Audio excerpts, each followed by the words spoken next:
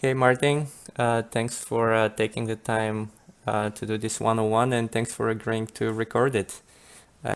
Yeah, no worries. So how do we get started? First off, I would suggest that we just agree on which session we are comparing against each other, Mm-hmm. and also which lab we compare against each other. Um, I don't know what your preference is. I personally have Marty's data pack on the left side now, but we can switch if you want to. Yeah, That's no yeah. big deal. I put the faster lap on the left. Yeah, let's do that. Okay, since Marty only has one session Yeah. shared in the data pack, um, there's not really much to select. Uh-huh. And regarding the lab, I would suggest taking the fastest step, since Okay. that's definitely achievable. Optimal might be, Okay. uh, you Which know, session? Should we look at one with the default weather? preferably yes. I see that you have a couple race sessions and a couple practice sessions and a few test sessions. According to the yeah, it shows that there is not default weather in the practice sessions and Yeah, also no, not the no. race sessions So as the those are test dynamic. session. Should I So look at the 122.348? as that is the fastest, yeah, I would suggest doing that. That's Okay, probably the best one. let's And select. also select the fastest lap there. Okay. Okay, now let me just, I did something else. I went through driving stats, selected this session, loaded it in the analyzer, and now I'll select the Skip Barber Race Series data pack. And Marty's session. And so comparing fastest against fastest, right? Yeah, Okay, fastest lap that's probably the against, most sensible. yeah, against my fastest. Okay, I got it. Okay, excellent. And before we actually go ahead and start, uh, you should be looking at the driving style tab if possible. Right. And for in terms of which graphs you should have open, please select time, speed, brake, and throttle. Um, Time, speed, brake, throttle. Okay, let me just check. Something's wrong. Oh, okay. It just needed a few extra seconds to load. So, okay, full track time delta is uh, 0.828 seconds. Okay, yeah, it used to show something wrong. Okay, I think I have the right data and I have those four tabs, the Okay, four and charts. you also have the steering wheel open, I guess, on the left, right below the track map. I will. It's open now. Okay. Okay, excellent. And one last question before we get started. Which way would you prefer? Would you go by the biggest improvement opportunity first, or would you just go through the track chronologically? So sector Yeah, one, then sector two, and so on. yeah, I prefer biggest opportunity. Biggest opportunity first. Okay. Yeah, Quite uncommon, but okay. yeah. Well, I mean, isn't that where you have the biggest opportunity to improve, where you can squeeze out the most time? Yeah, it is. Funnily enough, most people actually prefer to go through it chronologically. Okay, But well, okay. I guess it's a matter of taste, really, or Yeah, preference. yeah, So whichever works for yeah. you. So the app already sorts them by biggest time difference. So yeah, let's just go by that order. So sector Okay, 6. yeah, that would be sector six then. That's the last corner. Mm-hmm. So, yeah, the first thing I would suggest looking at is the line, whether there's some big difference in the driving line. Apparently, that is partly the case on exit. On Mm-hmm. entry, you could potentially run, at least prior to the turn in, a tiny little bit more to the left hand side of the track, but normally that probably doesn't really make much of a difference lap time wise. Even though Mm-hmm. you're sort of forcing yourself to a tighter radius, it shouldn't really make too much of a difference in that corner. So wait, at On the very beginning of sector 6, Marty is a little bit to the right. So more out to the left than he is, but then at some point we cross over. Yeah, you're further on the to the left of the track, while it's still pretty much going straight. Mm-hmm. But Okay. on the point where you start turning in for the last corner, Marty's a little bit further outside. Ah, got it. Okay, so he sort of cuts the track short a little bit because it has a little bit of a kink. And I guess I'm sticking more to the outside and he's just cutting across. That is Yeah. probably the case. Okay. There is a small kink, which isn't really considered a corner in pretty much any car. Maybe except for Lotus 49, but even then, it probably should be, yeah, Okay. pretty much flat. And after the turn in, the lines are matching up on the entry phase. So But in the middle of the corner, you're slightly missing out on the apex a little bit. You could go a little bit further to the inside there. So at what offset are you looking at when I start turning the wheel, essentially, right? We start turning at about the same time.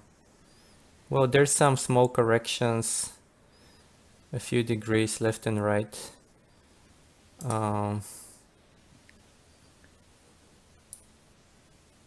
Okay, so can you tell me what offset you're looking at? Yeah, the offset, at least for the turn-in point, is roughly 2,660 meters. That's Let me Yeah. switch to, oh, you're in Imperial units. yeah, Okay. let me switch. Save. Let's see. Okay, so what was the offset? 2,600?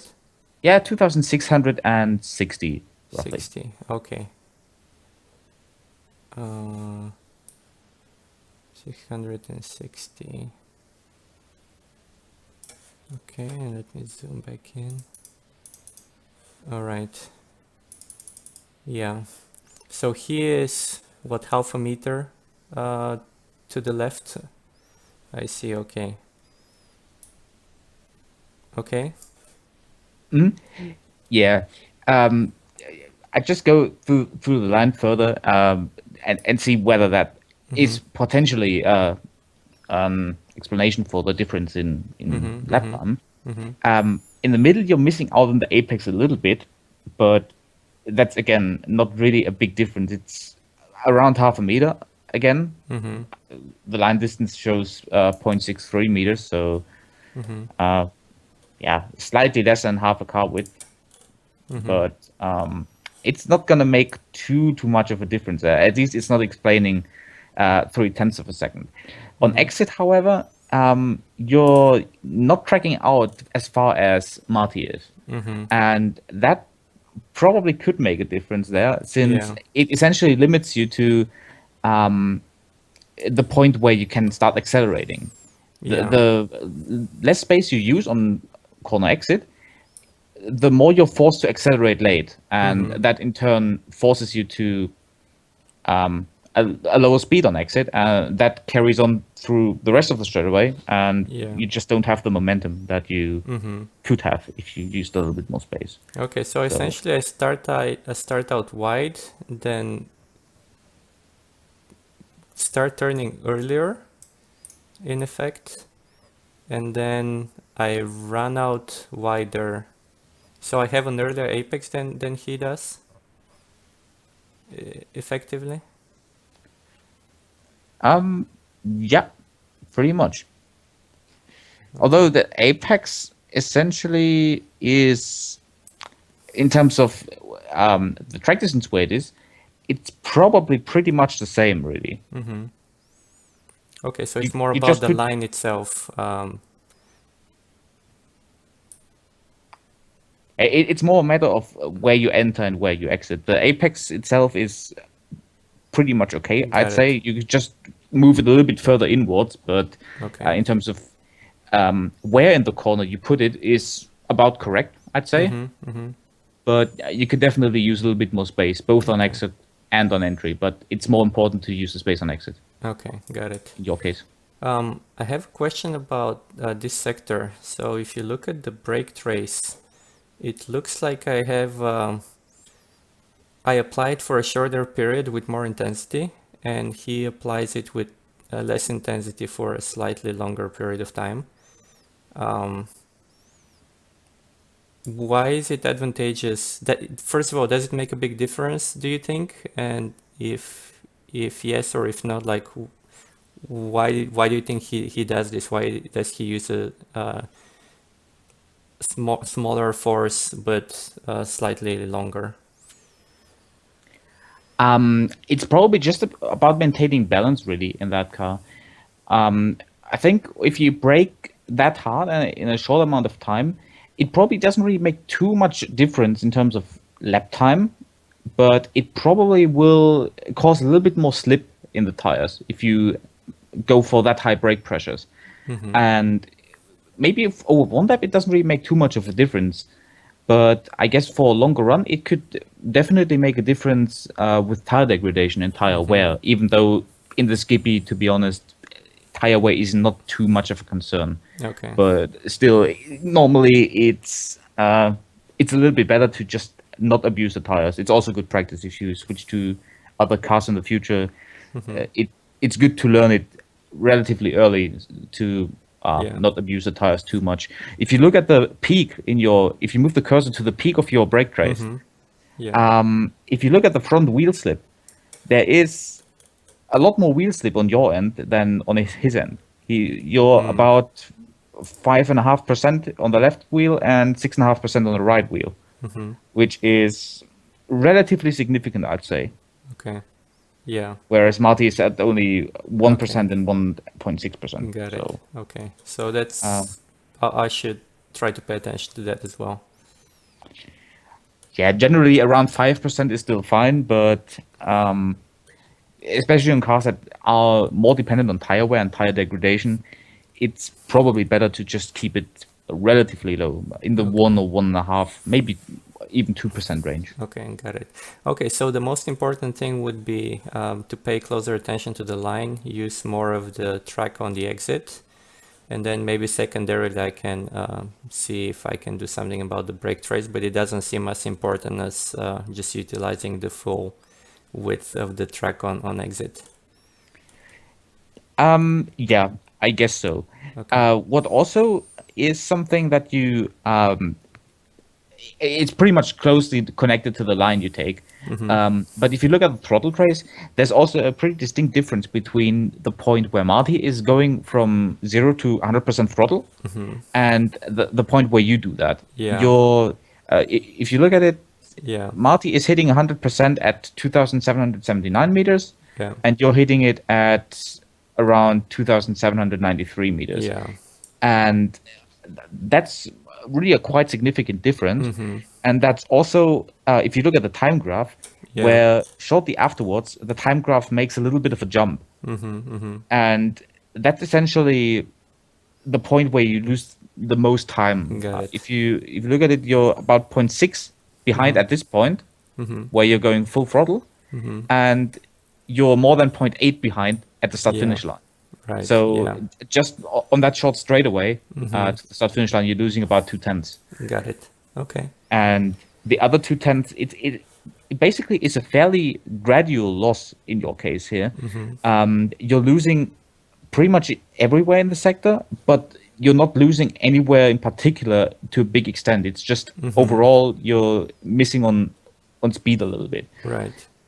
You're also slowing down a little bit more in the beginning of the sector. Yeah. There's a fairly great delta. It's over 10 kilometers per hour, almost 12 actually, right after the braking zone for you. And it then comes down again. So, yeah. Okay. That also contributes to it. Okay. Cool, but I guess if taking a wider line would allow me to carry more speed, so maybe that's why I'm braking more so that I can stay on my line. Okay, that makes sense. Cool. I'll try that. All right. And additionally, even though it's a fairly small difference, actually it's not that small. now that I take a closer look at it. What you could also try is running a little bit less steering angle in the middle of the corner. Right around the apex of the corner. By the way, how Talking do you about know where the offsets, apex is on the charts? How can you tell? Do you look at speed or? I'm just geometrically approximating where the middle of the corner is really. For that Okay. corner, you usually take the middle as an apex. Okay, got So it. I've just on the track map tried to find roughly the middle of the corner. Okay. That would be offset to 2,769 meters. 769. Okay. Yeah. Doesn't need to be precisely apex. I'm just trying Yeah, to yeah, find yeah. a point Got where it. Yeah. the steering delta is Mm-hmm. sufficiently big enough so Mm-hmm. I can sort of make my point. Yeah, yeah. At that point, you're steering about 32 degrees more to the right, Right. which probably isn't necessary. Mm-hmm. It's not necessarily all that bad in that particular car, since Mm-hmm. it has street tires, and those street tires usually aren't degrading all that much by having shear forces on them Okay. laterally. But what it definitely does, it reduces the capability of providing lateral forces. So effectively, you're just reducing grip. And you're putting in more temperature, which in return also reduces grip over time. Okay. But due to the nature of those tires, it's the temperature effects aren't as big as on other cars. Got it. But you're still operating them above peak slip angle. So that's something you should maybe try to take Okay. a look at as well. Just Okay. try to steer less. Why do you think I need to steer that much? Does it mean the car is under steering and I turn the wheel more to get it to turn? It could potentially be, but that's kind of hard to diagnose, really. It could also just be that, you know, at some point you develop a feel of how much steering is needed for a car to get around the corner. Maybe you just don't have the experience. That could also be an issue, or maybe the equipment doesn't allow you to feel it. There is a difference between equipment, unfortunately. A very cheap steering wheel probably can't provide you the level of detail and force feedback that a higher end steering wheel could. Yeah. And on a higher end steering wheel, you can kind of feel when the tire is giving in and is not really providing more force when you turn the wheel more. Okay. So that could be it as well. Okay, so the advice here is to just try to pay attention to whether I really need to turn as much as I do. The point is, if I keep turning and the steering wheel and the car is not turning, then there's no point in turning that much.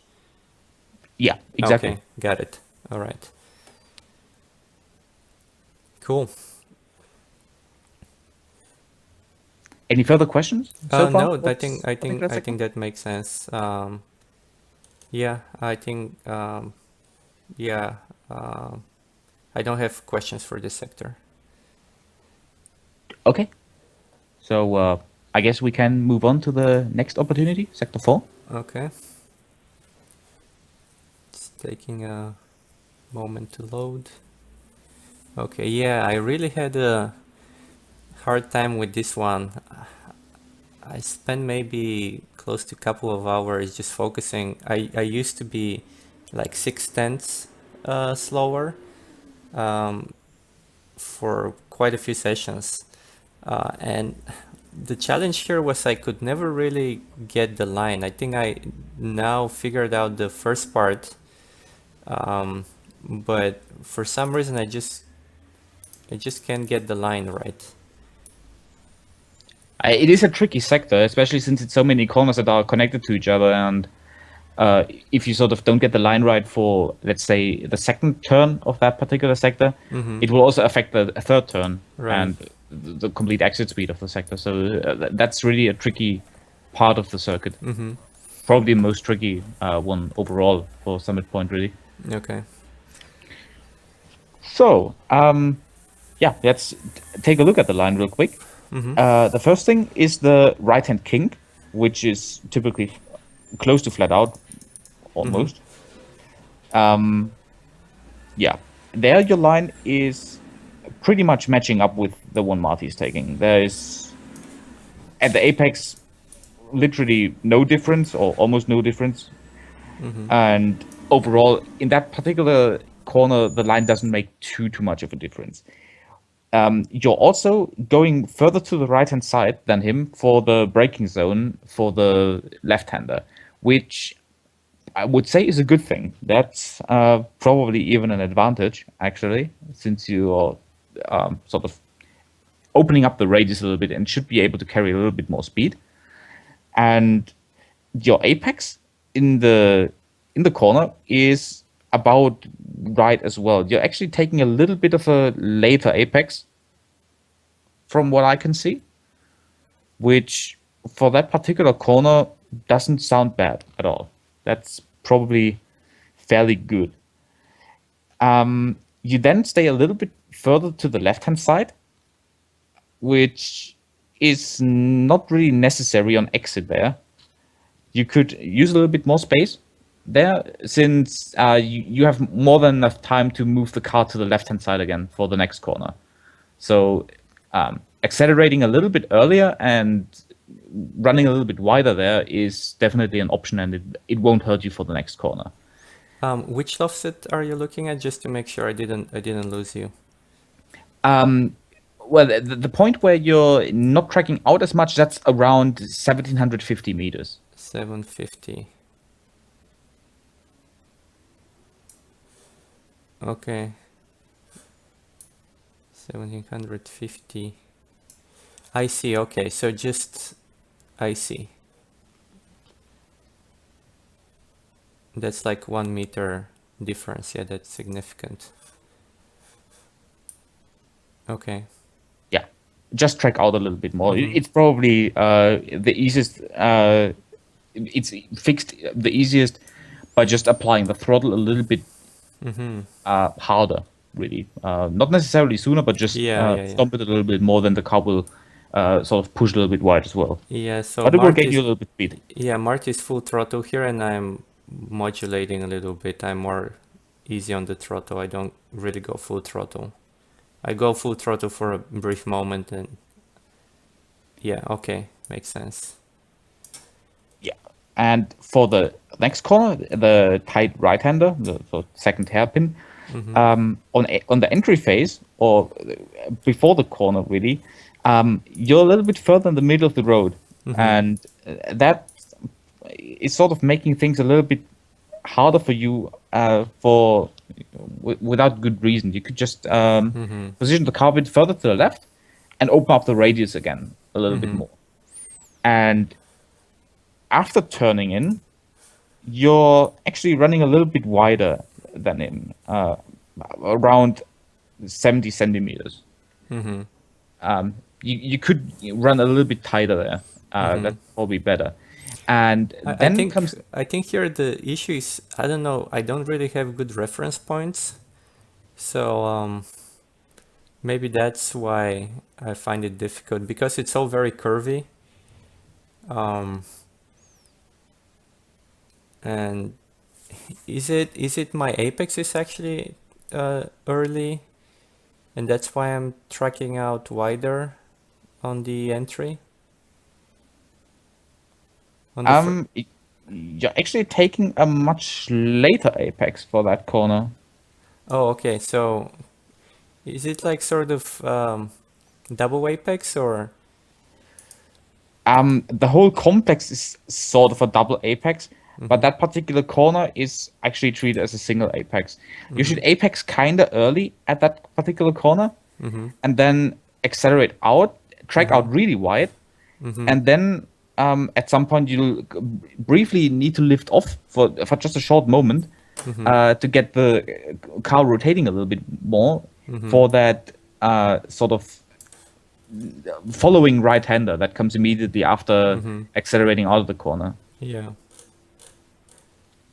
So in terms of line, I would just maybe turning it a little bit earlier and a little bit harder as well, maybe.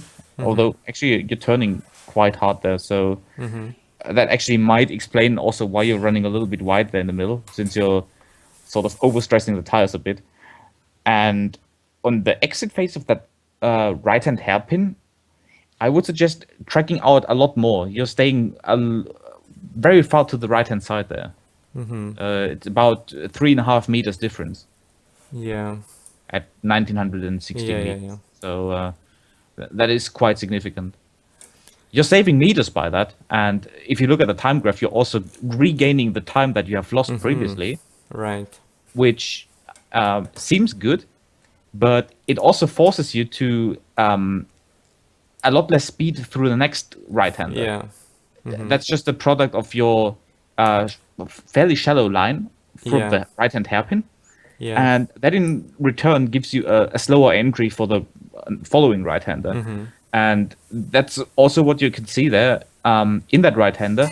The time delta sort of has a peak downwards, and then it goes up again. Yeah. Yeah. And basically, what you have regained Yeah. during the couple meters where you take a shorter distance, you lose pretty much all of it again, exiting the sector. Yeah. So my biggest challenge with this series of turns is lack of reference points. Do you think there are good reference points? Maybe I'm not just haven't paid enough attention. I can watch Martti's replay again, but just because you rarely really touch the outside of the track, with the exception of maybe when you apex. And if I remember correctly, watching the replay, you don't really go all the way to the outside before you start turning in. So I think one of the difficulties for me is just lacking the reference points. Do you have any advice on how to find the reference points, or how to how to monitor if I'm on the right line? That's a difficult question to answer, really. I personally am someone who's never really focusing on reference points. I'm doing most of it by feel, unfortunately. My teammates always complain about that when they ask for anything. So unfortunately, I can't help with reference points. In terms of finding them, I would maybe suggest taking a look at the track texture. I think Summit Point has a couple spots where there's lines on the track which are I don't know, different surfaces or something, but those lines could maybe be used for reference, but I'm not 100% sure. You could also try to sort of take a look, estimate how far away from the inside curb you are, and use that as a guidance. Yeah, those lines in the middle of the track help me on the entry on the first hairpin, so that was really useful. Okay, tell me a little bit more about. You said you really don't use too many reference points, and it's more by feeling. So, like, what's the sense you get? You know that the car can. What's your feeling? You know that you can be on the accelerator more. You know that you need to start turning. Can you somehow describe it? It's tough to describe, really. I'm just not using reference points, really. I'm just sort of estimating how late can I brake, how many meters do I sort of need to spare for braking, and depending on fuel load, track temperature, tire wear, tire deck, I'm just estimating how hard I can push it, and then just try to estimate the distance to the corner and then brake at an appropriate point. It sounds really messed up, but that's just the way I've started doing it for some reason. All right, but in terms of determining what line to take, I mean, how do you know what line to take? I mean, by feel. Do you feel that you can go out wider, that you can be on the throttle more and not miss the apex? Yeah, that's mostly also done by feel, and also a lot of it is just down to experience. I mean, to find out the correct line, which is fastest, it's usually just a matter of a couple practice laps, and just see how far to the outside do you need to be. Normally, you take as much space as you possibly can on entry, just to make sure the radius is wide enough, and then it's just about testing out how to apex. Is a late apex good? Is an early apex good? And usually in terms of space to use on exit, you would normally use every inch of space you can possibly get. The only exception to that is maybe if you are talking about a corner that immediately leads to another corner. So if you look at some S's, for example, at Suzuka, that's a popular track where that issue could come up. In those S's, it's probably a fairly bad idea to use every little bit of space on entry and every little inch of space on exit, since that would basically lead you to you enter from outside, go to the apex, then go to the outside, and then the next corner comes up immediately. So what you would then do is drive all the way across the street and then do the same again, which also looks stupid and it also isn't efficient. So what's happening there is you, for the first part of the S's, you just go all the way to the outside, apex, and then you just are in the middle of the road. And then for the next corner, you sort of don't really enter from all the way at the outside, but rather from the middle of the road. It's just minimizing the amount of distance you have to travel, and also should give you the best average speed overall. Yeah. But on any other track, not really on any other track, but on any other corner type where you have a straight following afterwards, just use as much space as you possibly can. Right. And in terms of apexing, one general advice would be, if you have a very long straightaway following after, choose a late apex and get the car rotated in the direction of the straight as early as possible, and then accelerate as hard as possible. It's probably slower in the corner itself, but you more than make up that loss of time by just taking more speed onto the straightaway. That helps usually a great deal. If there's another corner coming up, you could just apex sort of in the middle of a corner or slightly early. Okay, so back to Sector 4, so I'll try to find some reference points or see if I can get a better feel of the line and how much of the track I can use. Also, what I'm noticing is that you're going down to first gear for the first hairpin there. And you also stay in first gear for the second hairpin. Right, yeah. That sector. I'm not sure whether you're hitting the ref limiter. I'm quickly going to check the gearbox tab and see whether you're close to hitting the ref limiter there. Yeah, you are. You're basically banging the ref limiter for a short point. I'd suggest not going down to first gear at all for those corners. Yeah. It's probably not giving any big benefit on acceleration, and you're just sort of limited by the engine speed at some point between the two corners. Got it. And also looking at this, Martti switches to third quite a bit before I do. So I'm essentially a gear down throughout the sequence. Yeah, although Martti switches gear very, very early in terms of RPM. He's shifting at roughly 5,500 RPM, which I think is kind of early. I think the car makes peak power at somewhere around 6,000, so shifting at 6.1 or 6.2 should probably be your best bet. It could be that he just wants to avoid shifting in the middle of the corner sequence, which could make perfect sense. Depending on the shifter setup, if you're shifting with pedal shift, it's maybe not necessary, and the car also shouldn't really change balance all that much. But for example, if you're using a sequential stick shifter and sort of have to take your hand away from the steering to shift, it could make sense to shift between the corners so that you have all your force in your arms available for steering. Yeah, I noticed that also on the next sector, he does change gears before he hits the apex. So maybe it's a habit, or does it make a big difference? I mean, you said one potential issue might be balance of the car if you change gears mid-turn or while accelerating, and the other thing is just being able to hold the steering wheel with two hands while you're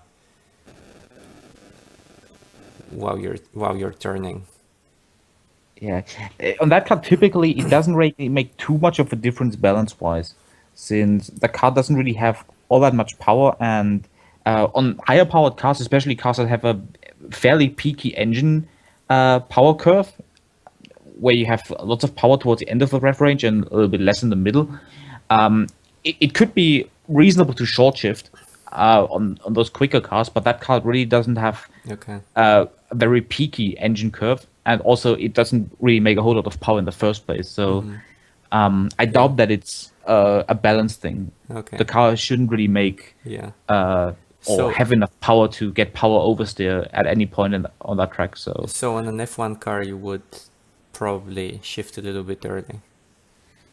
it would be an option, at least on the old F1 car that has the extremely peaky engine curve from just by being a high revving naturally aspirated engine. There it could make sense. It at least allows you to sort of get away with a little bit less refined throttle control. You could also just be easier on the throttle, but that requires very good precision, and sometimes it's just easier Got it. and less exhausting if you don't have to pay attention that closely all the time. If you could just avoid it by shifting early, then it's a reasonable thing to do. If it's a place on the track where you can get to the correct power band before you actually need it again. There's also corners where short shifting is viable and is helpful, but it then sort of leaves you in an RPM range on a corner exit where you basically go straight and could apply full throttle, where the engine's basically bogged down and you don't really get all the power that you could get. So it sort of depends on the corner. In that particular corner, I guess short shifting on an F1 car would be fine. Okay. But I haven't tested it. Summit Point isn't really a track where we go to with the F1 car all that often. Right. Okay, cool. Any other tips for this sequence? A small couple, yeah. One thing that I'm noticing in your throttle trace is that you are modulating the throttle quite a lot in that car. Yeah. It generally isn't really necessary to modulate all that much in that particular car, as it doesn't really make all that much horsepower, really. And I would suggest just keep coasting for a little bit longer to get a little bit more rotation. The car should turn a little bit better when you're completely off the power due to its open differential. And once you're confident that you can make the corner exit when accelerating now, then just pretty much accelerate in a fluid motion, but go to 100% immediately. Okay. Just And go to full power in one go. It just improves acceleration a little bit. Okay. And I see that Martti he goes full throttle at 1870 meters, and then he lifts off a few times. And I guess I lift off quite a bit more further down by 1950 meters. What is he doing there? I guess what he's trying to do there by lifting off a couple times is just trying to make the car either go to, he's either trying to correct his line, maybe he's tracking out too much and wants to correct by lifting off a little bit. Or what could also be the case is that he wants to induce some oversteer. If you lift off rapidly a couple times, you can induce a little bit of oversteer in the car. Maybe he tries to do that to get through the next corner a little bit quicker. If the car is understeering pretty badly, it might help.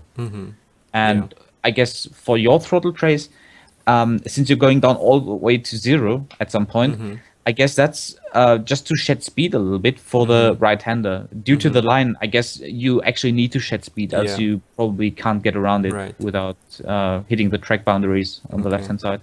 Okay, so the technique here is lifting off very briefly.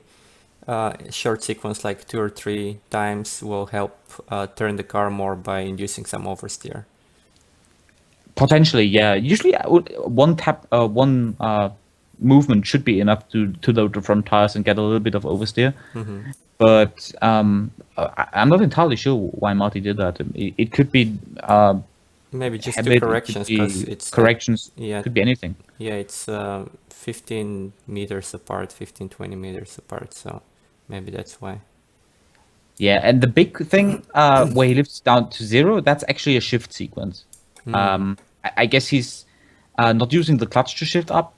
I guess that's purely the way he's shifting. He's Yeah. sort of unloading the transmission by putting the stick shifter or the pedal shift for that Yeah. matter. I'm not sure what he's using, and he's unloading the transmission not by using the clutch, but just by releasing the throttle, so that for a brief moment there's no torque transfer, and the gear is allowed to pop out of, or the gearbox is allowed to go out of second and into third. Got it. Okay. But that still doesn't explain the two other throttle spikes. Well, that's maybe he needed help with turning, because he's tracking out pretty wide, I think. Could be, yeah. Cool. Yeah, and as in the sixth sector, you could try to turn a good bit less in the, Yeah. especially the second hairpin, that you're around 50 degrees more to the right with the steering wheel. The first hairpin actually looks much better. There you're actually turning the wrong direction, so I guess you had a good bit of oversteer in for a while. Yeah. But once you turn left, you're matching Marty's input fairly well. So Yeah. first hairpin is good. Second hairpin, you could try to get away with a good bit less steering. Yeah. And I guess because I try to hold a tighter line, maybe I need to, that's why I'm turning more, just to stay snug. So that means okay, so maybe this will help me with the line as well. If I try not to turn the steering wheel as much, I should go out wider a little bit more. Maybe, yeah. Although in the phase where you are turning so much more, I guess that's more a matter of having understeer in the car and sort of trying to fix it by turning more. Okay. In terms of tracking out a little bit further, that's not necessarily a thing where you should focus on trying to steer that, but just putting your vision to the point where you want to go. Then usually your hands should do the rest, and you should be able to hit that line without paying any attention to your steering, really. Okay. So at this point, if I'm, let's say, 1890 meters, I should really be looking towards the next turn and not towards the outside of the track. So I should be looking forward quite a bit to the right towards the next apex already. That depends, really. Some people already go to the next corner with their eyes. Some people are first finding a point where they want to go, where they want to track out. That's really dependent on each driver. But yeah, I'd suggest that you probably could get away with just looking at the next corner visually. What do you typically do on this track? Which way are you looking? I'm pretty much always focusing on the next corner immediately. Okay. But sometimes that leads you to just going the shortest way possible to the next corner, which isn't necessarily always the ideal way.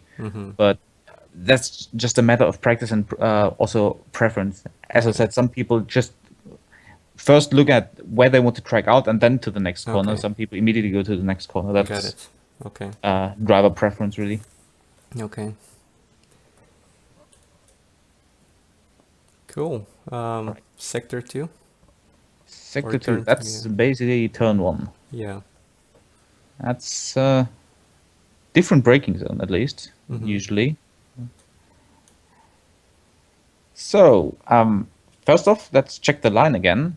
On entry and on the straightaway, it looks nearly perfect. You're slightly further to the right-hand side on the straightaway, but during the turn-in phase, the line matches pretty much perfectly, I'd say. Mm-hmm. It's a matter of just picking one data point, 546 meters. It's a matter of 2 centimeters of difference. That is, I'd say nothing. Yeah. 2 centimeters isn't really significant. Yeah. What then happens is that you're going a lot further to the right-hand side of the track. I'm not sure whether Martti missed the apex a tiny little bit or you're running over the curb a bit. That's something I can't judge, unfortunately. But further down the road, Yeah. you're taking a much tighter exit all the way down to the corner exit. And at some point, the lines cross over, and Martti is going much further to the right than you are. And Yeah. he's essentially saving a couple meters there. That's a right-hand kink. It's not really a tight corner, but it still saves a couple meters. And with the line Martti is taking, he should be able to carry a little bit more speed onto the straightaway, at least onto the latter part of the straightaway, really. Yeah. And yeah, just going to take a look on the time delta where the time is essentially lost, and there is a big swing upwards during the braking zone. And that essentially is just down to the speed difference on the straightaway during braking. And that's essentially just explained by you braking a little bit earlier. You're around, say, where the braking really starts. It's around 416 meters you're starting to brake. And Martti is starting to brake at 426 meters. Yeah. So that's around 10 meter difference. And that essentially is, resulting in roughly at its peak 7 kilometers per hour difference in speed. That's where, sort of before you're even into the corner, about 2/10 or so. Yeah. Pretty much 2/10, 1.9 tenths are. Should I be braking a little bit harder? I see his line is, for the most part, higher than mine. Only about, what, 5-10%? You could try to, but I guess his. Let me quickly take a look at the wheel slip. Yeah, he's getting a good bit of slip on the right front wheel on corner entry, so maybe it's not necessarily a good idea to brake that much harder. But since you're sort of going in for a very tight line in the middle of the corner and exit of the corner, it's maybe not even necessary to slow down as much, and you could just sort of brake a little bit later, but keep the profile of your brake trace and enter the corner a little bit quicker. That should already also fix the line issue and force you to have a wider line. And then just sort of keep doing what you're already trying to do. Got it. And with that line change, you should also get a little bit higher exit speed.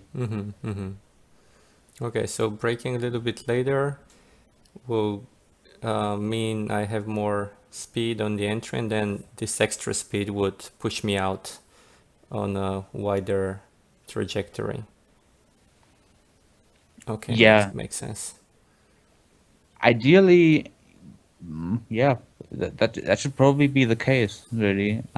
You're in the middle of the corner, or roughly where the inside curb there is ending.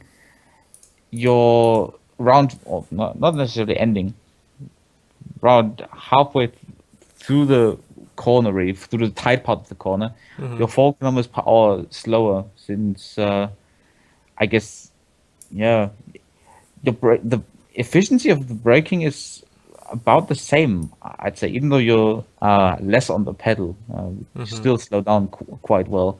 But due to the earlier application of the brake, you're just also slower into the corner. Got it. I guess if you go in a little bit faster, the line should probably follow immediately. Okay.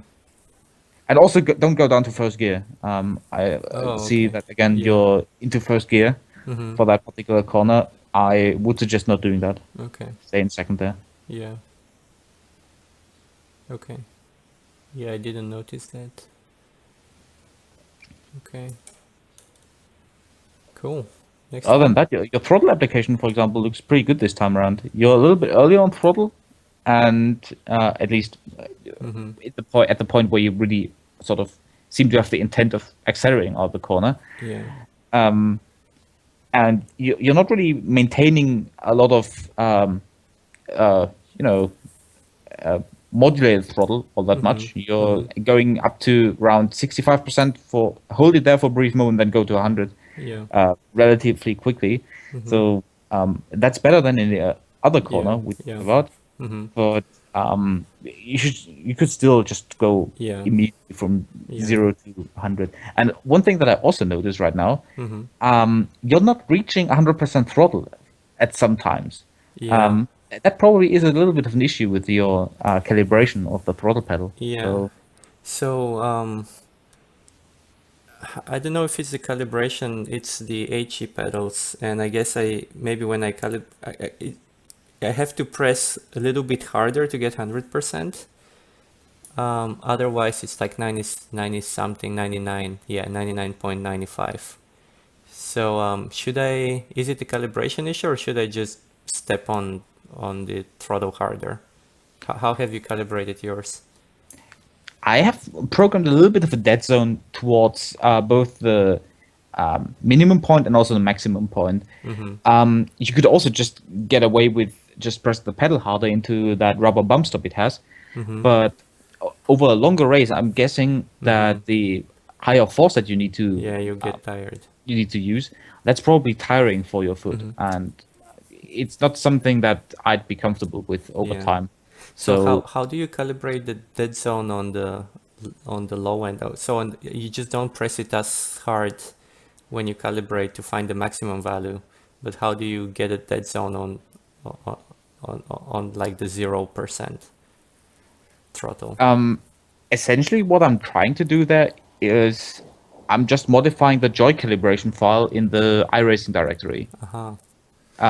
There, on the HE website, there should be a tool called the iView, Mm-hmm. where you can see each of the axes, Mm-hmm. and you can also view the raw value. If you right Mm-hmm. click into each axis and then Mm-hmm. select view raw value, you Mm-hmm. can see a red number which is equivalent to your raw value. Get it. And for the beginning of the pedal travel, I'm usually just placing my foot on the pedal without actually trying to depress it, Mm-hmm. just so that there is a tiny little bit of load on the load cell. Yeah. Yeah. And whatever value the iView then displays, I'm Yeah. putting it into the joycalib file for that particular axis. Yeah.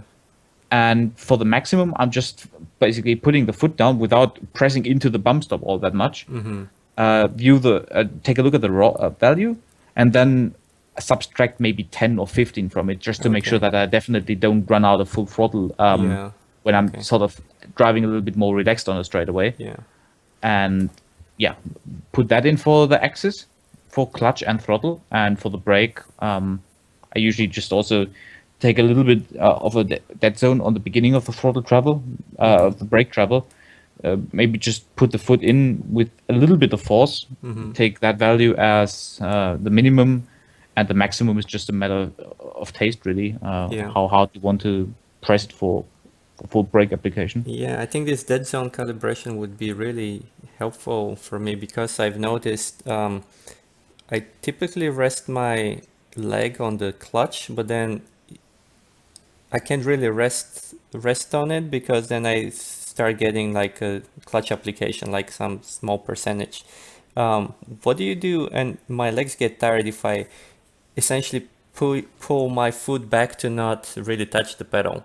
So do you actually rest your legs on the pedals or do you move them off to the side?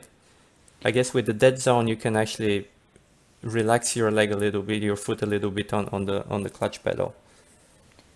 Yeah, and even if you get a small percentage on the clutch, it usually isn't enough to get any clutch slip.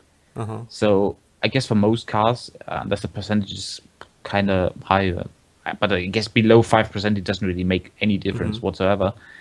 You could just rest it on the clutch, but I sort of have tried to just move the foot all the way to the left beside the clutch pedal so that I don't touch anything. But that's only done when I'm driving a car in a track combo where I'm off the brake for a prolonged amount of time. If if it's a track where I'm only having a straightaway which is worth maybe 3 or 4 seconds, I'm just keeping the foot basically above the brake pedal, but I'm not touching it. Okay. Or touching it so slightly that it doesn't give any output. Okay. But it's kind of tiresome. If you want to keep the foot in that position for a long amount of time, it can be quite tiring. So I guess on over longer time straightaway, I tend to move it away. Yeah, so I guess over time you also get used to it, but you tend to mostly keep your legs slightly above the pedal or just gently touching the pedals, with the exception of straights where you can rest for a few seconds, essentially. Okay. And throttle pedal, it usually doesn't make any sense because you're so quick on throttle again that it doesn't make sense to move the right foot away from throttle at all. Yeah, okay, makes sense. Cool.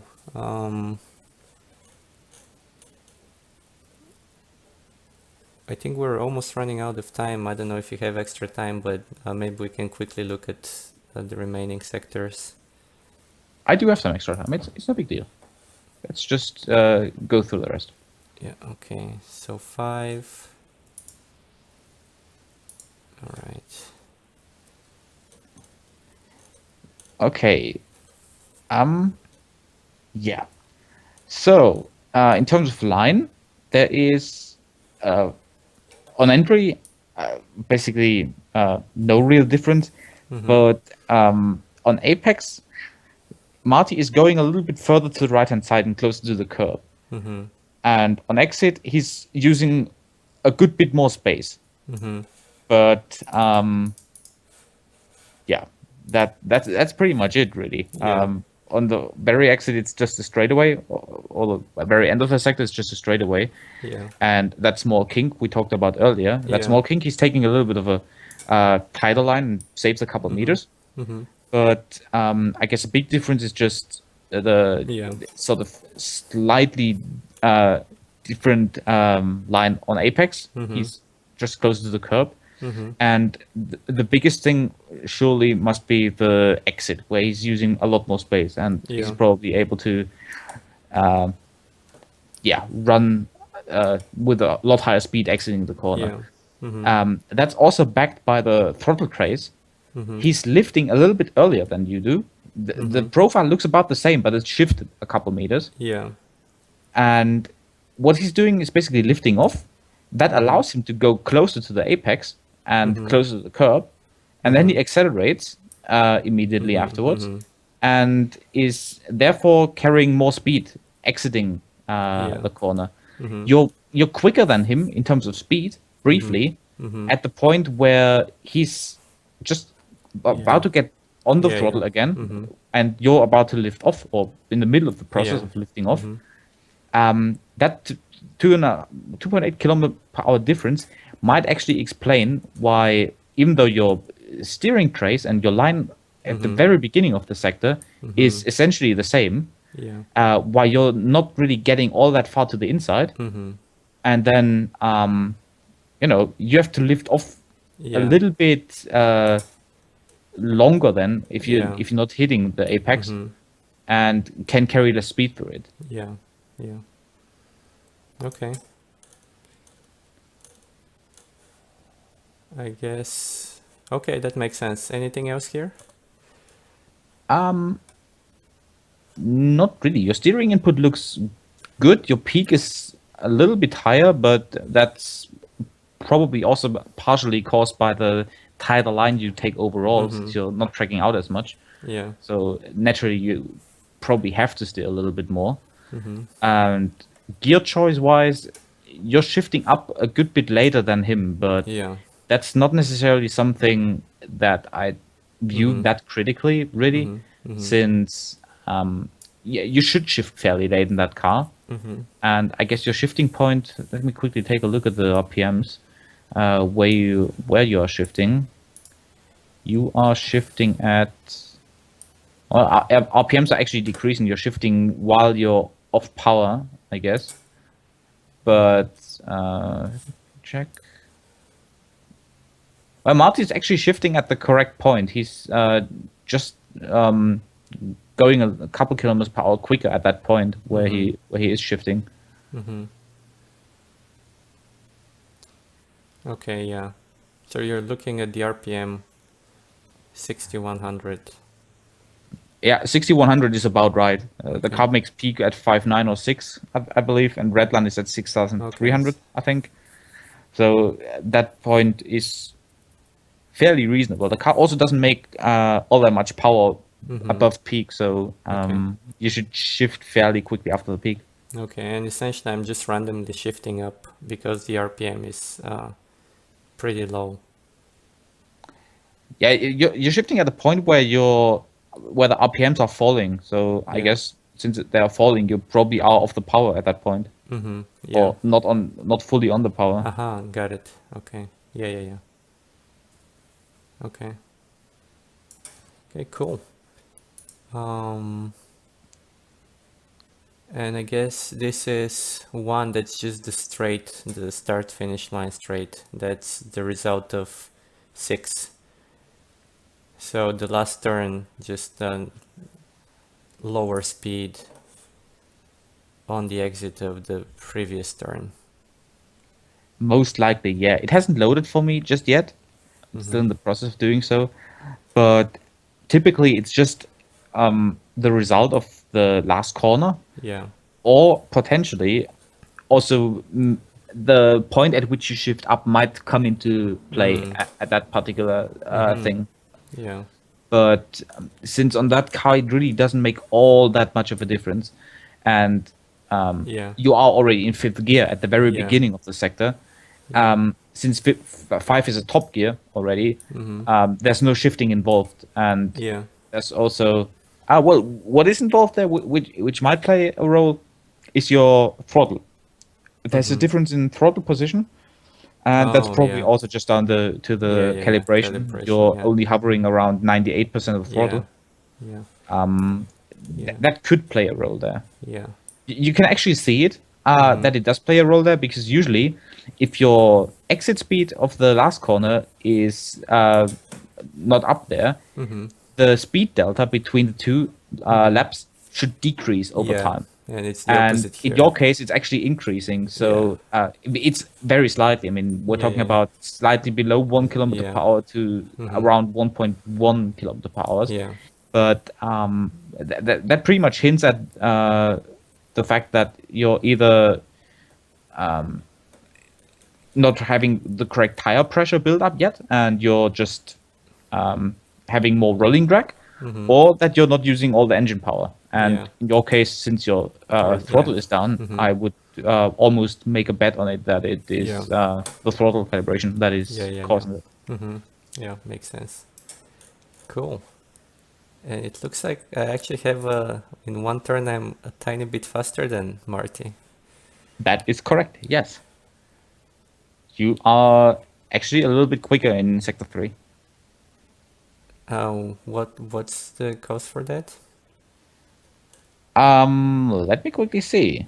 So the line looks, you took a little bit of a tighter line there, which is good. Exit down on exit also is pretty much perfect. You're tracking out all the way, which is good. And the point, you're essentially losing time on the very beginning of the sector, up until the middle of the corner, and then suddenly it starts to go down the delta. And I guess that is because you're on the throttle earlier. Your tighter line allows you to go on power a little bit earlier, or to a reasonable amount of power earlier. You're sort of hitting around 75% throttle, and stay there, and then hit 100% at the same point where Martti hits it, or roughly the same point. Yeah.